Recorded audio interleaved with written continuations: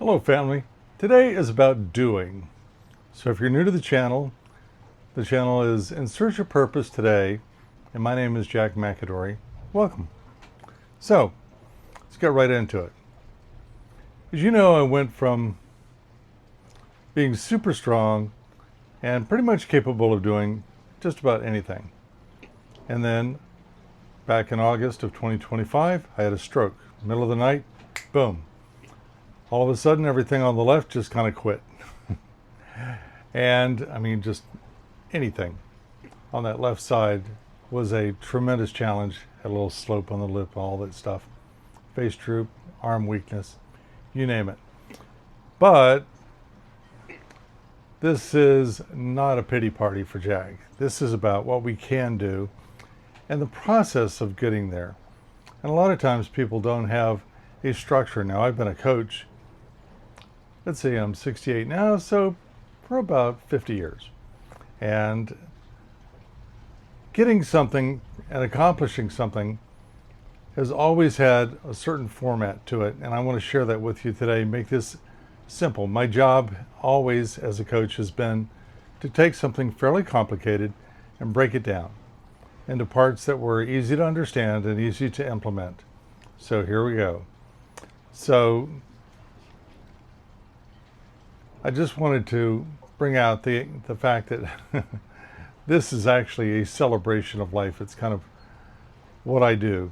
So, and it's about what I can do. And I want to challenge you to look at what you can do as well, what you really want to do. So for me, right now it's getting my body back to functioning at a level where you would never know I had a stroke, and actually where I never knew I had a stroke. That would be really pretty doggone good. For the moment, though, I'm going to keep it fairly simple. I'll give you one of my goals. One of my goals is to be able to walk basically normally by the end of the year. Now, at the filming of this video, it is now in July, mid-July of 2026. So the goal is August, September, October, November, December. By the end of December, to be walking basically normally. At the moment, I still have what they call a drop foot, but that's part of my process. So I want to go through with you the goals or the steps that you're going to need to achieve your goal. Now, mine is physical. Yours may be financial. It might be something else. It might be in regard to your relationships. Whatever it happens to be, it does need to be specific. So you need to have a goal and you need to have an end result where you know, if I accomplish this, I have succeeded. Now, it might be an interim goal, and that's fine, but you got to have a goal. Now, step number 2 is you need to assess very honestly where you're actually at. And like for me, I know that when I walk, I have to be very careful about putting that left foot in front of the right foot. Seems simple enough, but when your left toe keeps pointing down, you've got to focus on that quite a bit to make sure that you don't trip and fall. And blessedly, I've never had a trip and fall. So let's talk about step number 2 again. Step number 1, have a specific goal. Step number 2, you have to assess where you're actually at the moment. Now, let's go on to step number 3. Now, by the way, roll back just for a second. In step number 2, sometimes it helps to have somebody who is a trusted friend and who has your goals, understands what you're trying to do, and is 100% supportive. We don't need any negative Nellies. Negativity kills more dreams, I think, than pretty much anything. And sharing your goal with somebody that is not 100% supportive, not a good idea. So make sure if you have an accountability partner, that there's somebody who loves you and truly wants you to succeed and achieve your goal. So the next, you need to create a plan. Now, why do I say this? Things that are written down tend to get done. However, and in addition to that, having a written goal gives you a structure to follow. And having a plan for accomplishing it gives you your step-by-steps. Now, step number 4, you'll love this one. Start where you stand. Do something that is specific to the achievement of your goal. Whatever that happens to be. Just knocked my camera a little bit, sorry. And step number 5 is you need to record your progress.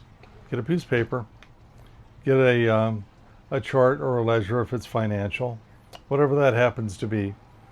But you need to be able to mark your progress. Like for me, maybe I could walk around. I have a little grass circle out here. It's about 100 yards around. And let's say that I could do that 2 times, and I can.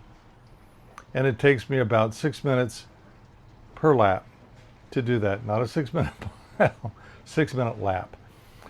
And for me, if every week I can increase that by another lap, by the end of the year, I'll probably be doing somewhere in the neck of the woods of about 5 miles. So that's a pretty strong goal for me. It will require me to walk more smoothly, and the more I do, the better I will do. So therefore, that is my goal. But I've got to keep a chart of that, and I do. I have a chart of everything. As a matter of fact, I've been keeping charts of my fitness program since, I was about 20 years old. So going back almost 50 years. Got charts about how much and how when. So back in those days, it was okay, so you're squatting with 300 pounds. These days it's, well, you're standing up out of a chair without any weight and you're trying to not flop down in it. So having a goal and having a way to keep track of it is truly important. So I want to keep this short and sweet. So if your goal happens to be about, let's say, fitness, about being stronger, you're going to have to record how much, how many reps. Obviously, before you start your exercise program, check with your doc. Really a good idea. Make sure it's okay for you to begin exercising. But then after that, how much weight, how many reps. Change the weight when you can do what you're doing. Say, just as an example, let's say that you're working in a range of maybe 8 to 12 repetitions with an arm curl. And when you begin, you're using just a little bit of weight, maybe 10 pounds. And you can do 8 reps, and the last one is really kind of shaky. Well, that one, we're going to say, okay, so you've done 8. Next time you work out, you're going to try and do 9. You might be surprised. As long as you've given yourself some time to recover, 1 day at least, you're going to find that in all likelihood, you'll be able to do that 9th rep. Give yourself another day's rest. And I always plan for myself. I plan my next workout. By the end of me finishing this workout, I've already planned my next workout. So that was one example. Now I want to talk about some of the most important aspects of this. Number 1, tips for success is you do need to celebrate progress. If the only time you're going to celebrate is when you reach your ultimate goal, well, that could be a challenge. We human beings like progress, and we like to celebrate. So, little thing, yay. Share it with your accountability partner that loves you completely, and you say, hey, today I did 8. And they go, good on you, Jack, that's great. Well, that's what you need. You need to have that positive feedback. No negative Nellies here. No negative critique, actually.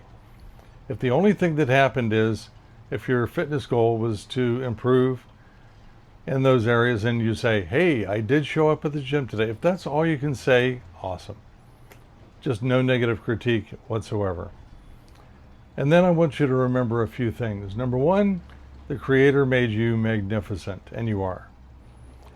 And you have to give yourself time to accomplish your goal.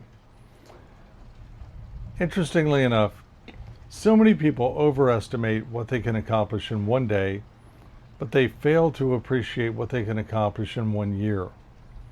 So give yourself time. And again, celebrate along the way.